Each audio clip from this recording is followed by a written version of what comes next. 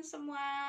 Perkenalkan, nama saya Tasya Agus Fitriadi, biasa dipanggil Tasya. Saya dari jurusan Kebidanan, Prodi Profesi Bidan, Poltekkes Kemenkes Jakarta 3. Di sini saya akan melakukan penyuluhan kepada dua adik saya mengenai gizi seimbang untuk remaja. Adapun media yang saya gunakan adalah poster berjudul Remaja Sehat KASEP, di mana KASEP merupakan singkatan dari konsentrasi, semangat, kesehatan fisik, dan kesempurnaan dalam pematangan organ reproduksi. Adapun outline yang akan saya bawakan pada penyuluhan kali ini yaitu mengenai kriteria remaja sehat itu seperti apa, kondisi atau masalah yang sering dialami oleh remaja, kemudian kebutuhan kalori remaja per hari, baik laki-laki maupun perempuan, kemudian gangguan-gangguan yang sering dialami remaja, terutama remaja putri seperti anemia, kemudian contoh makanan bergizi seimbang per hari. Dalam mengkonsumsi gizi seimbang itu tidak berlaku pada remaja saja, tetapi berlaku pada semua usia, dari bayi hingga lansia. Nah, jika kita mengkonsumsi makanan yang bergizi seimbang, itu sangat berdampak baik, berdampak positif pada tubuh kita. Tidak hanya pada tubuh kita, tetapi pada wajah kita juga. Kenapa? Jika kita banyak mengkonsumsi sayuran dan buah-buahan yang seimbang, itu dapat membuat wajah kita menjadi cerah. Karena pada buah-buahan dan sayuran banyak sekali mengandung vitamin dan mineral yang sangat memberikan dampak negatif kepada tubuh dan wajah kita. Nah, ini berlaku juga nih bagi remaja-remaja yang pengen diet. Ini kalau kita diet itu bukan tidak makan ya, tapi kalau kita diet itu kita mengurangi, tetapi kita tetap makan dalam jumlah yang seimbang seperti karbohidrat, protein, lemak, dan vitamin itu harus terpenuhi dengan baik.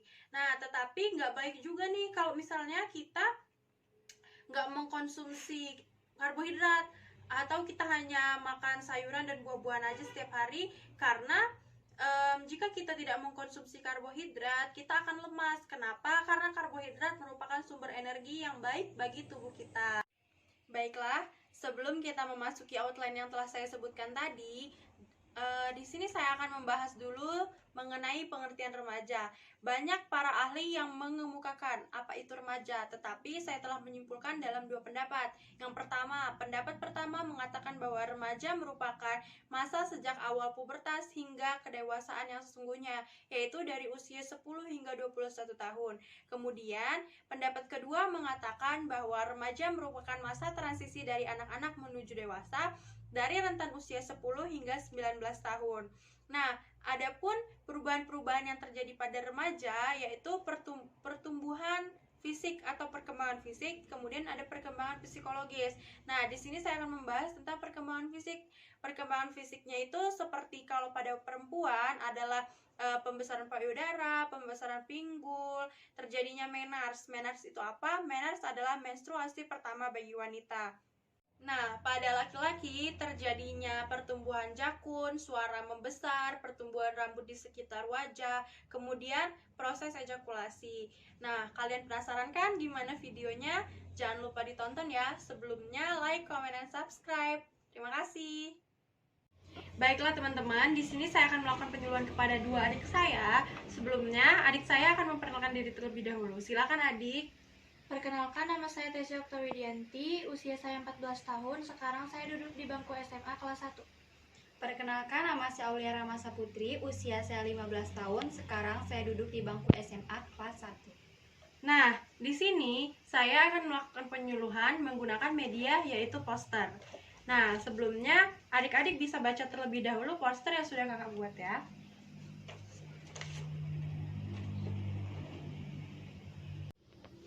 Adik-adik, udah baca belum poster yang kakak kasih? Sudah dong, Kak. Nah, siapa nih yang bisa jawab remaja sehat itu yang seperti apa sih? Aku. Ya, boleh. Remaja sehat itu seperti pintar di sekolah, selalu semangat, dan tidak lemas. Nah, bener banget yang dibilang Adek Putri. Remaja sehat itu yang selalu semangat, gak pernah lemes, gak pernah lelah, letih, lesu, ngantuk. Remaja itu yang selalu fokus. Nah, karena dia fokus, karena dia selalu berkonsentrasi, nah, dia mendapatkan prestasi yang baik di sekolah. Kakak tambahin dikit ya, Dek. Nah, Selain dari berkonsentrasi dan semangat, remaja sehat itu kesempurnaan dalam pematangan organ reproduksinya itu lebih tepat. Nah, terus dia juga kesehatan fisik, dia sehat, tidak mudah sakit, dan sebagainya. Tadi kan adik Putri udah sebutin nih, remaja sehat itu remaja yang selalu semangat, remaja yang prestasinya baik, dan kakak juga udah tambahin yang pematangan organ reproduksi yang sempurna. Untuk mencapai hal tersebut dibutuhkan makanan yang sehat dan bergizi seimbang. Adik-adik ada yang tahu nggak makanan yang bergizi seimbang itu seperti apa? Seperti nasi, yang di dalam piring itu ada nasi, ada sayurnya, ada ikan. Nah, bener banget. Nah, nasi ini tergolong ke dalam jenis karbohidrat, di mana karbohidrat ini dibutuhkan 50-60% di dalam tubuh. Kemudian ikan termasuk ke dalam protein. Kemudian kakak tambahin nih, dibutuhkan juga buah-buahan. Buah-buahan itu termasuk ke dalam vitamin dan mineral bersama sayur-sayuran. Ada yang kurang, kira-kira tahu nggak sih apa yang kurang? Tahu-tahu. Ya, apa? Lemak. Nah, bener banget. Contoh lemak itu kayak apa sih? Minyak, margarin, santan. Ih, bener banget. Pinter-pinter ya adik-adik kakak. Nah, lemak yang dibutuhkan dalam tubuh itu diperlukan sekitar 25%.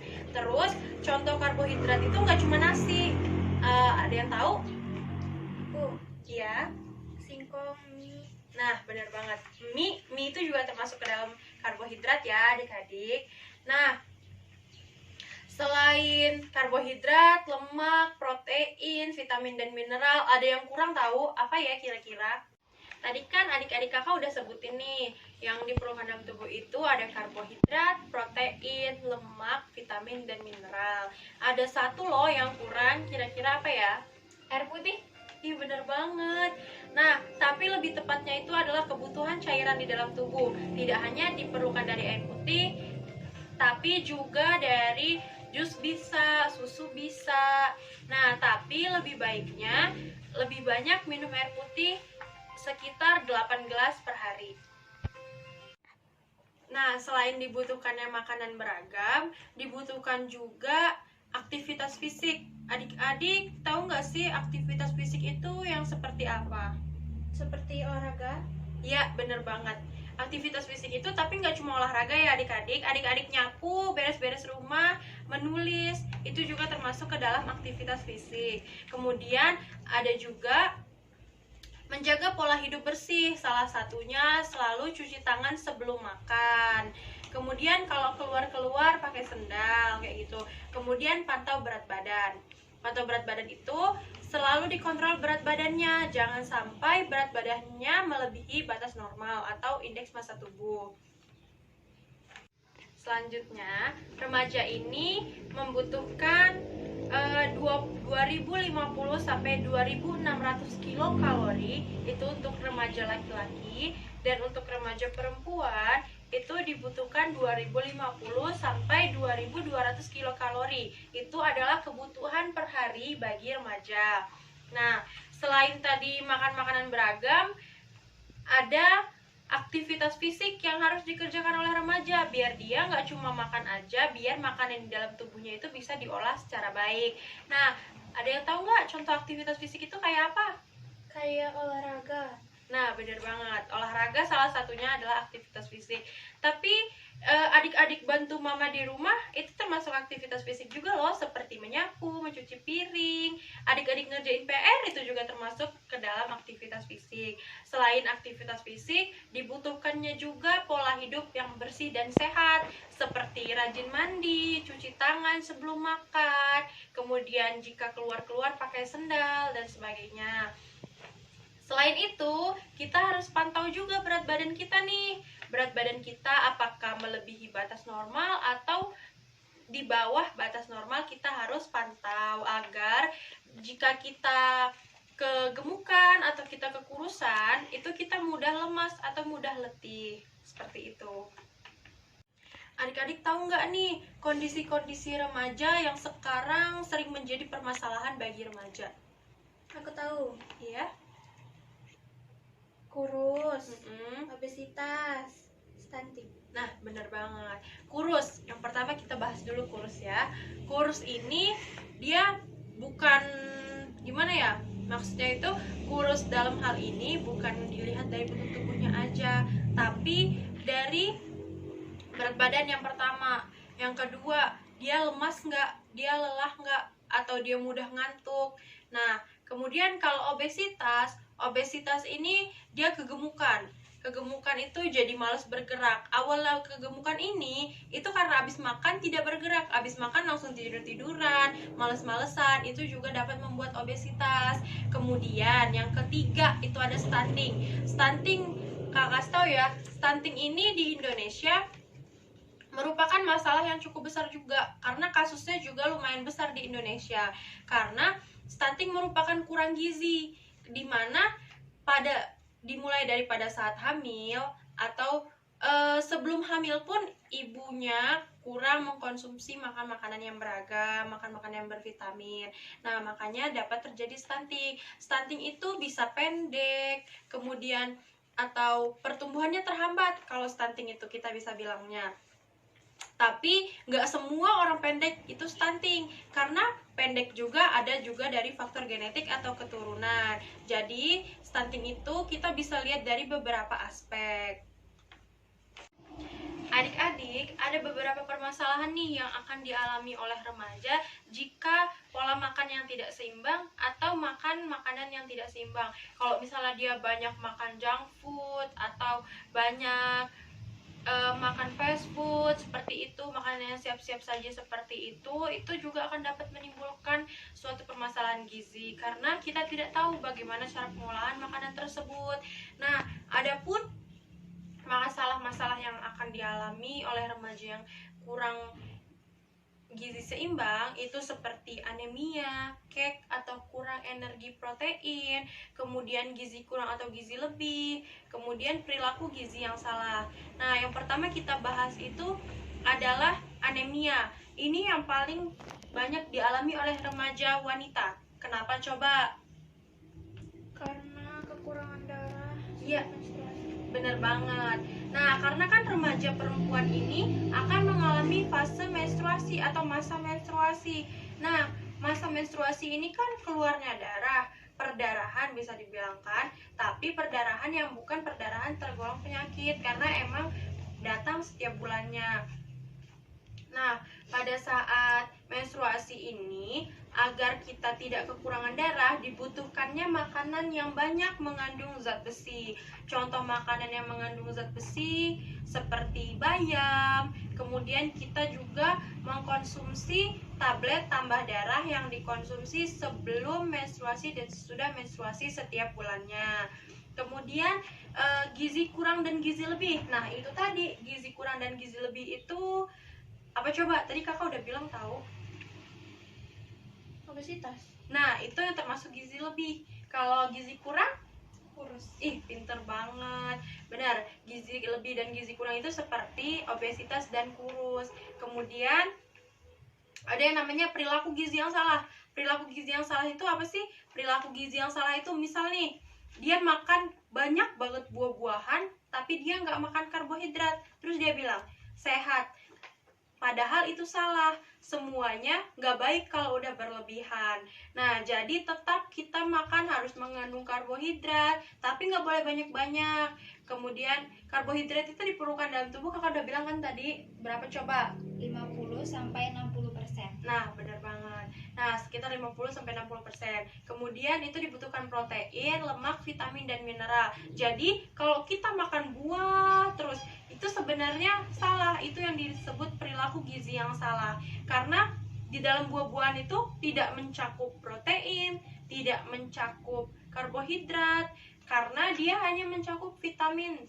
Nah, di dalam buah-buahan itu kan mengandung vitamin saja ya. Jadi tetap dibutuhkannya karbohidrat. Nah, untuk diet nih, adik-adik banyak nih ya pasti yang ingin diet kalau misalnya kegemukan dan sebagainya. Dietnya itu bukan diet tidak makan, tetapi diet yang diseimbangi dengan olahraga. Makanannya mungkin karbohidratnya bisa dikurangi sedikit, proteinnya juga, tapi tidak untuk tidak makan karbohidrat, karena karbohidrat dibutuhkan di dalam tubuh untuk membentuk energi, untuk membuat kita lebih semangat, membentuk stamina dalam tubuh.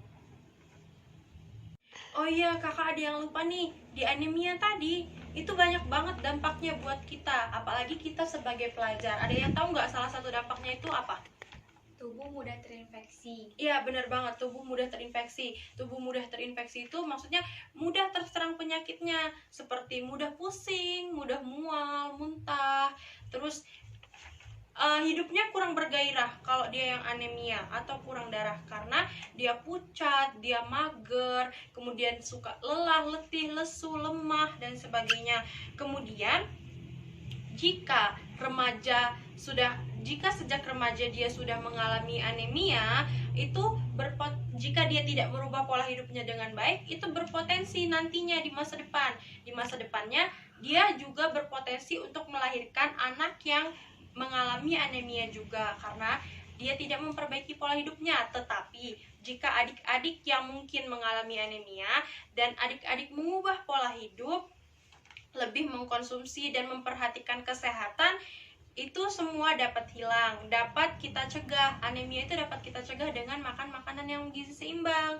Kemudian kakak ada contoh nih makanan untuk sarapan, karena sarapan ini sangat-sangat dianjurkan untuk remaja, nggak untuk remaja sih, untuk semua kalangan. Karena apa? Karena pada saat sarapan pagilah itu tubuh menjadi semangat, tubuh nggak lemes, apalagi ngantuk. Tapi makannya juga nggak kekenyangan. Kalau kita kekenyangan, nanti di kelas kita ngantuk. Nah, makanan sarapan pagi yang kakak contohkan dari roti. Nih, misalnya makanan sarapan pagi kita roti nih. Roti itu 4 lembar. 4 lembar itu setara dengan 80 gram. Nah, roti ini termasuk ke dalam apa?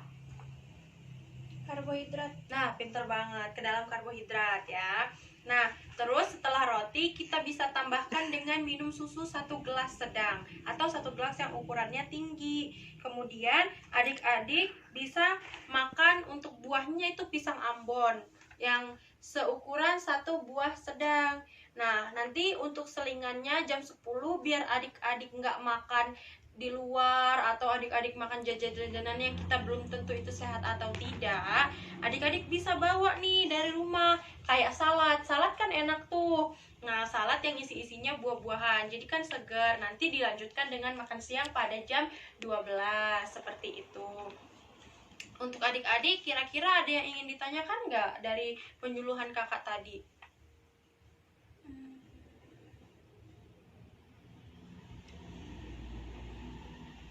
Nah, jika tidak, kakak nih yang ingin bertanya sama adik-adik, siap nggak kira-kira? Siap. Oke, kakak tanya ya. Contoh aktivitas fisik itu kayak apa? Olahraga. Apalagi? Nyapu. Iya, pinter banget. Kemudian kita diperlukan minum dalam sehari itu sekitar berapa ya? 8 gelas. Iya, pinter banget. Berarti memperhatikan dong ya, kakak dari tadi menjelaskan. Contoh protein. Nasi, ikan, Iya. daging, Iya, betul. telur, hati. Iya, benar. Kalau nasi tadi dia maksudnya karbohidrat ya, Dek. Oke, mungkin sekian penyuluhan yang dapat saya laksanakan kepada adik-adik saya. Terima kasih kepada teman-teman yang sudah menonton. Mohon maaf jika terdapat banyak kesalahan atau kekurangan. Kami akhiri. Wassalamualaikum warahmatullahi wabarakatuh.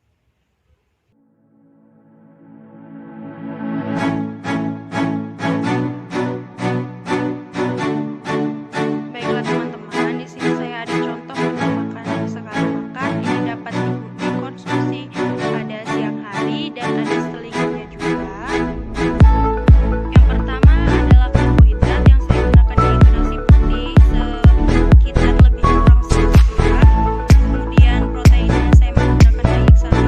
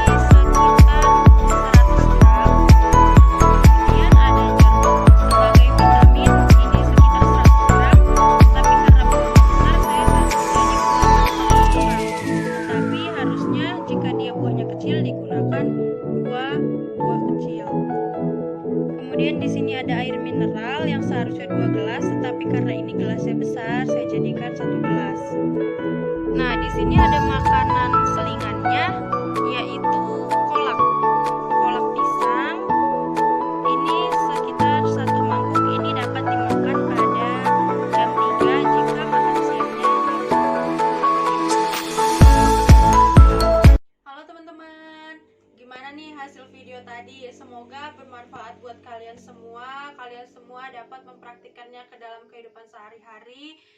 Mohon maaf bila terdapat kesalahan dalam penyampaian materi tadi. Mohon maaf juga apabila ada salah-salah kata.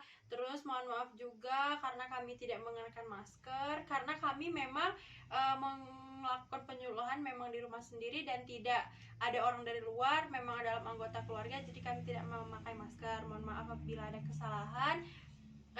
Terima kasih yang sudah nonton, terima kasih yang sudah like, comment, and subscribe. Wassalamualaikum warahmatullahi wabarakatuh. Bye.